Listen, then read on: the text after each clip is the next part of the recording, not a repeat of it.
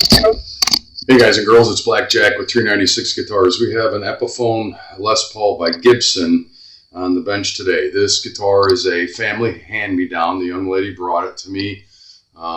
It's kind of a hand-me-down, I think, from her father, and it's been sitting to languish for quite some time. This happens. It happens more often than some of us realize, but I think I can save this guitar, and I think I can make it play again, but it's got some problems. So let's get to work. Remember, if you dig what I'm doing, like and subscribe. First thing, the only thing I checked when the customer brought it in is the truss rod. I wanted to make sure at least I can adjust that. Frets, initial, looking at the guitar, frets are just green and munched. They need to be cleaned and polished. The board is, it's so dry. I started checking out the electronics before I let her go when she was dropping it off, and something is wonky here. So that's what we're going to start with, because we got to get that sorted out and give her some sort of idea what she's looking at with this guitar. As I said, and you know my mantra, every guitar deserves to play as well as it can possibly play. Everything else seems to be in good shape, although dirty and grungy. It just needs a little love, I think. But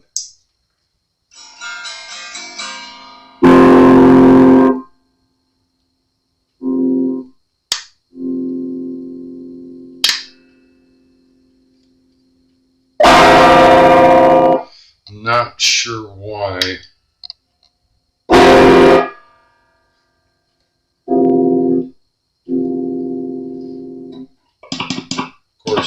Now everything is going to test right.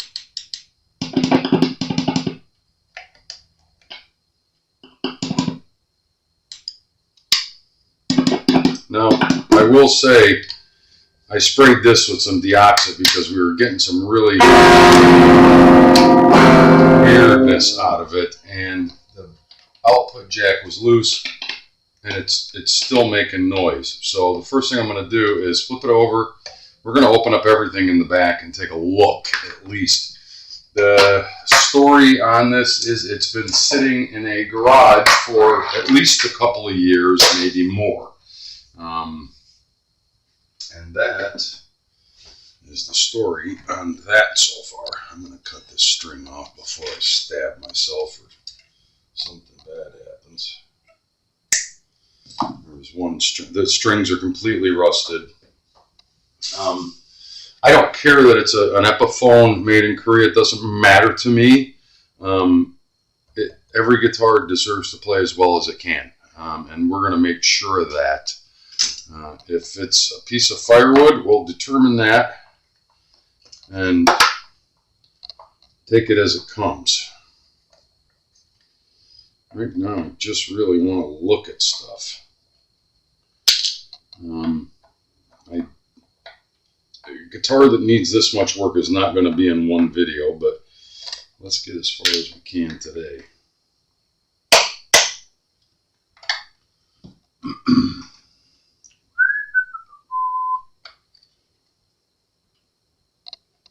Old school 3-way switch. Doesn't look corroded or damaged. I'm thinking it might all be in the output jack. Boy, that would be nice, but we don't know yet. Like I said, I did spray some deoxit in there. Maybe it needs more. Those things are, especially the box type like that, are known for building up corrosion and goop inside. And it's not like a pot where you can spray it and clean it. Sometimes it'll help make it passable, but not perfect.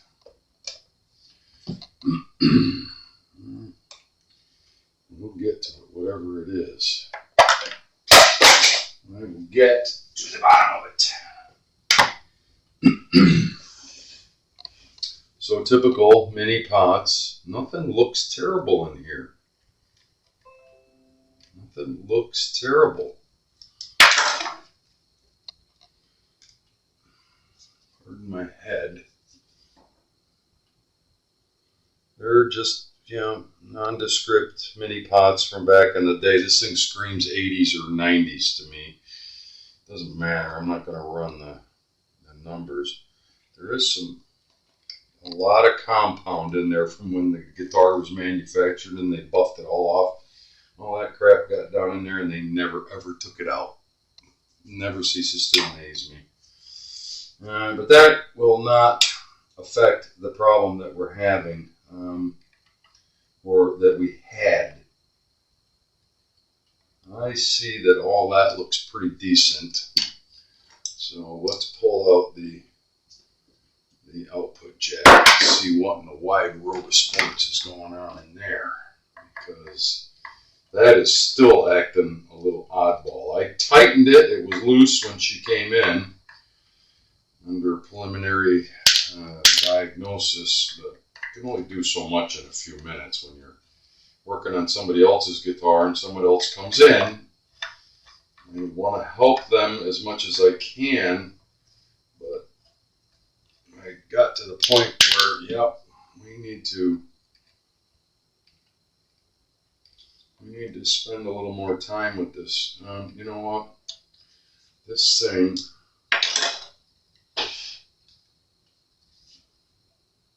is very badly corroded inside.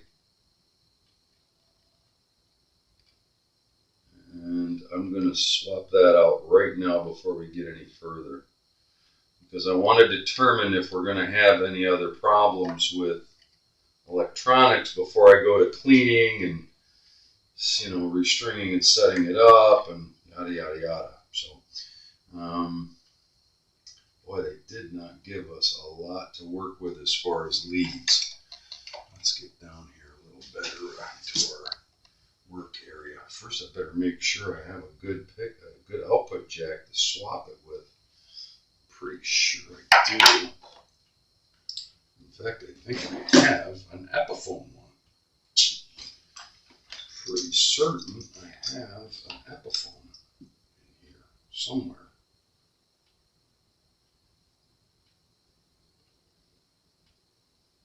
They usually say Epiphone right on, but it doesn't matter. They're all the same. Well, I don't see Epiphone on either one of them. What would make me think I had an Epiphone? I guess I don't. Doesn't matter. I'm going to use the one that's the most complete.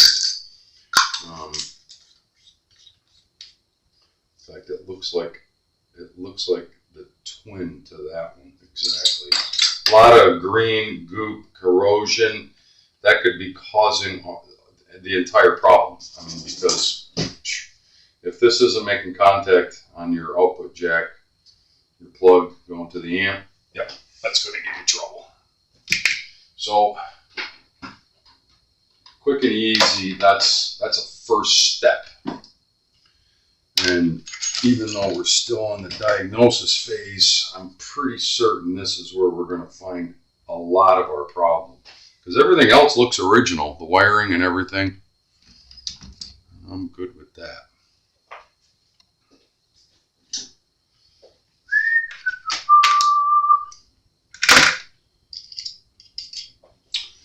Let's see if this thing's going to cooperate. Of course, it's not 13. It's probably not 12 either. Rat bastard. Oh yeah, 12.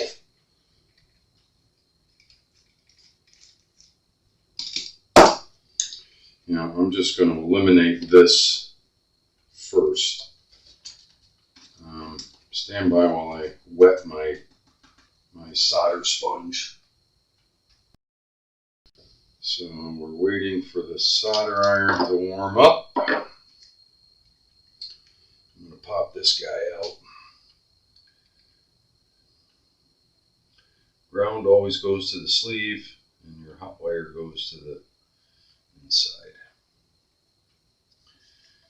We're going to have enough threads, that's the question.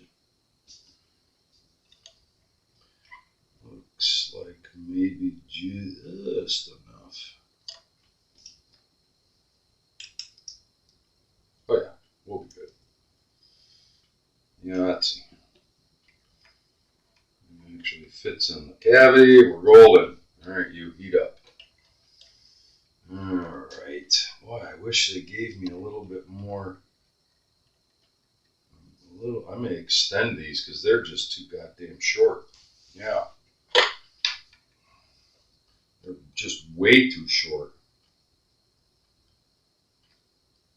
What, did they have a wire shortage when they were building this guitar?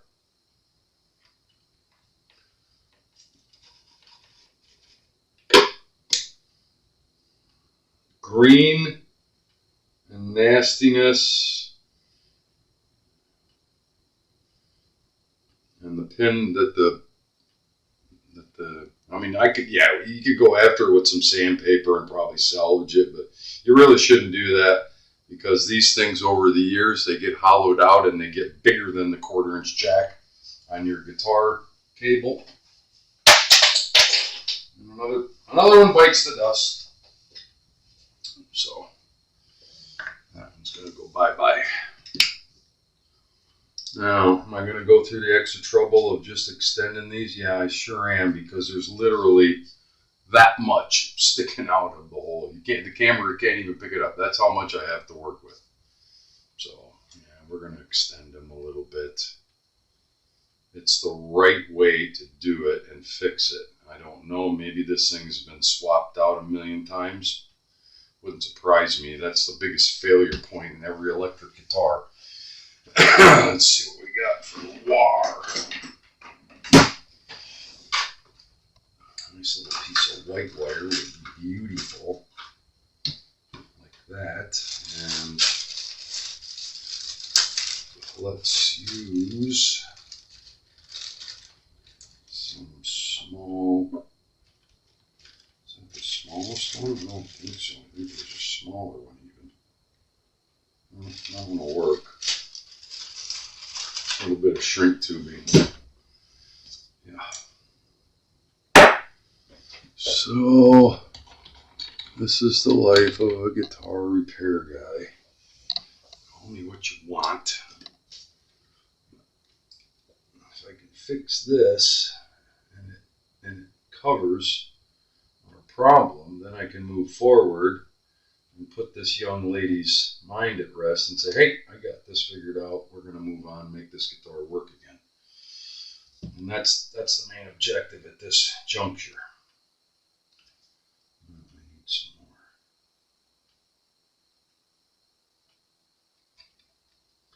more.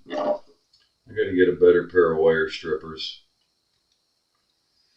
I am not liking those anymore. They've lost their zhuzh.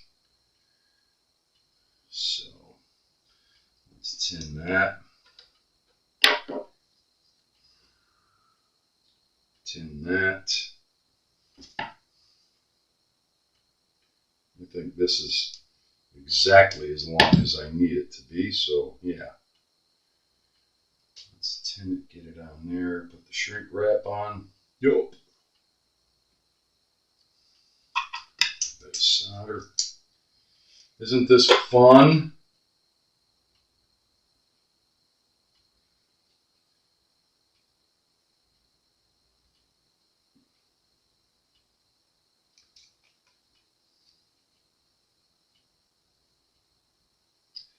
Gotta tin your wire. Try not to breathe in all the toxic smoke.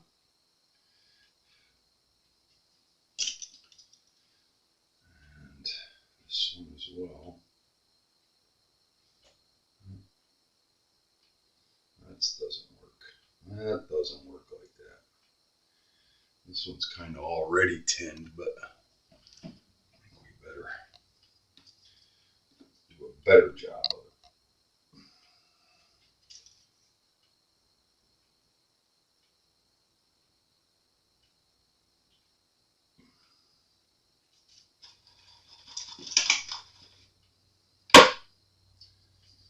And you'll hear a million guys go, oh no, that's the wrong way to do that. Yeah, okay. I've done thousands and thousands of them like this. And it works beautifully. never had a failure.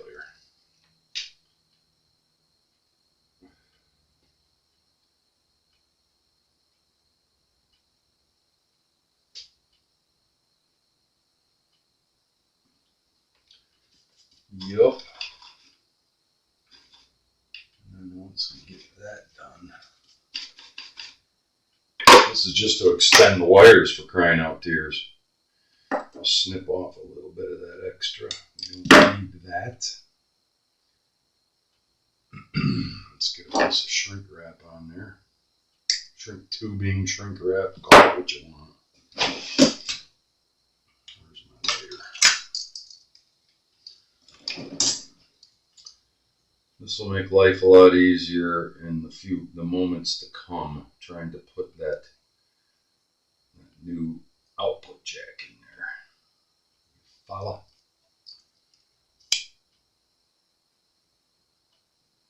And that's it. That one's extended. Now,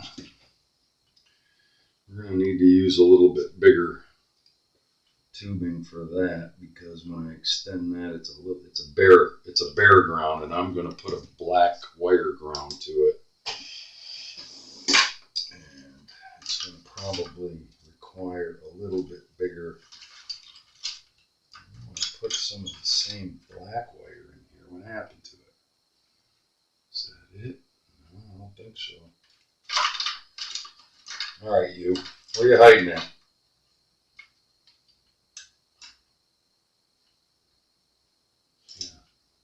Right there. So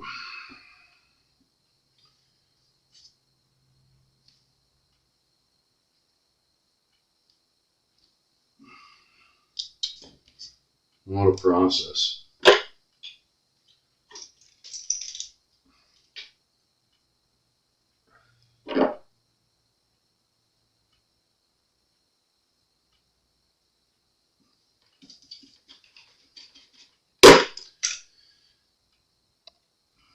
Definitely going to need a little bit bigger tubing. Well, maybe not. Maybe that tubing will work. I'm going to try that one first. That's already been tinned.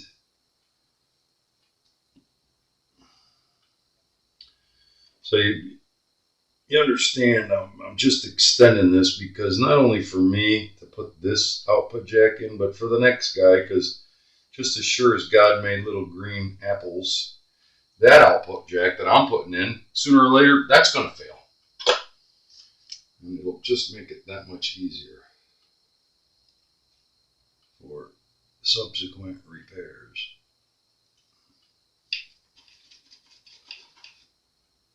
I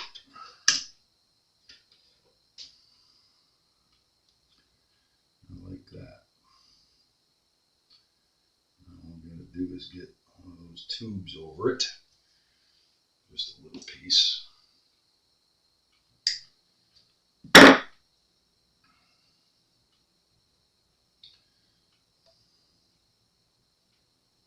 Oh yeah, that works fine.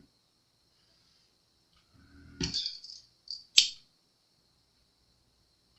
put a little heat to it and it shrinks right down. That way that'll never touch anything else. Okay, so we extended that out enough. Let's cut this one down. I'm burning up the whole video just fixing this output jack. Ain't that something?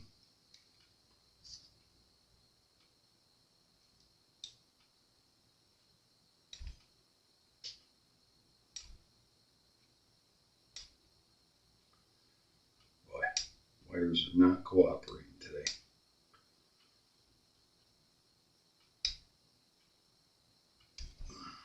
There we go.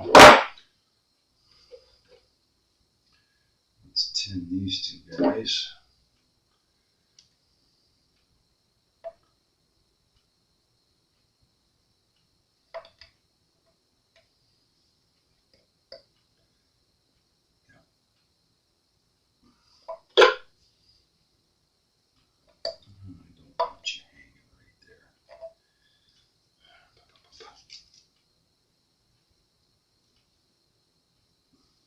Could be doing this all for naught. It could be something else is the problem, but I got to eliminate this first.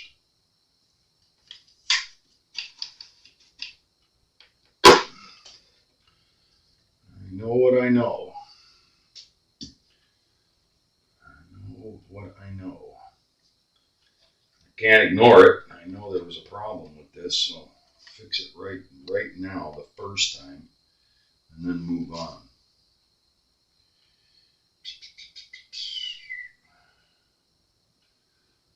What did I say? Black always goes to the inside. Stand by, I gotta check something. So, onward and upward. I have an output jack in. And I'm hoping that is all it needs.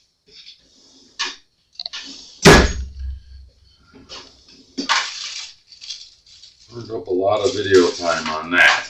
I hope we at least gained something.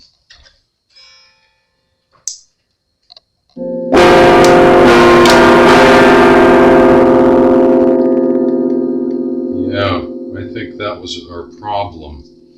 I'm happy to say.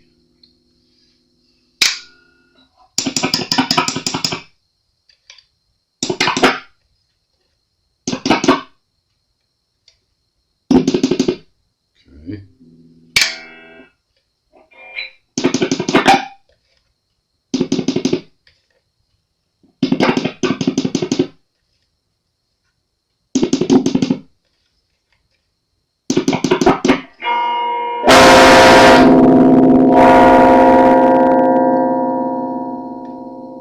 Beautiful. And both. I think we salvaged that. I'm going to still take it apart and clean it off camera. But I think we are at where we can go. Okay, it was this and this initially I was checking out. Everything else looks good. We're not getting any more squeaking and squawking out of that. So that's a positive. I'm going to put us on standby one more time because I want to do something else before the end of this video. That was just diagnosis to find out if the electronics are going well. From that point forward, it's going to be straight, take it apart, clean it, and go to work on it. But stand by, I'll be right back. So everything there is checking out. We needed a new output jack. This was really wonky before, but it may have been a double whammy. I did spray some stuff in there when the customer dropped it off. As I said, I am going to off camera remove this and get down in there and really clean it, spray it, and let it sit overnight, and then spray it again and blow it out. I think we can salvage that switch. I want to get the strings off because damn, these are the rustiest strings I've ever seen on a guitar, and the reason I want to do that is to make sure that everything here is secure, make sure that our saddle and our tailpiece, our stop bar is working right. So that's where we're going to now, but today's video is going to end there. We did diagnose the electronics, made a repair that I think is going to be good. We're missing a button there, we'll get that. It's Blackjack with 396 guitars. I think we're on our way to breathing new life and music into this Epi Les Paul for this young lady. We'll talk soon. Remember, if you dig what I'm doing, like and subscribe.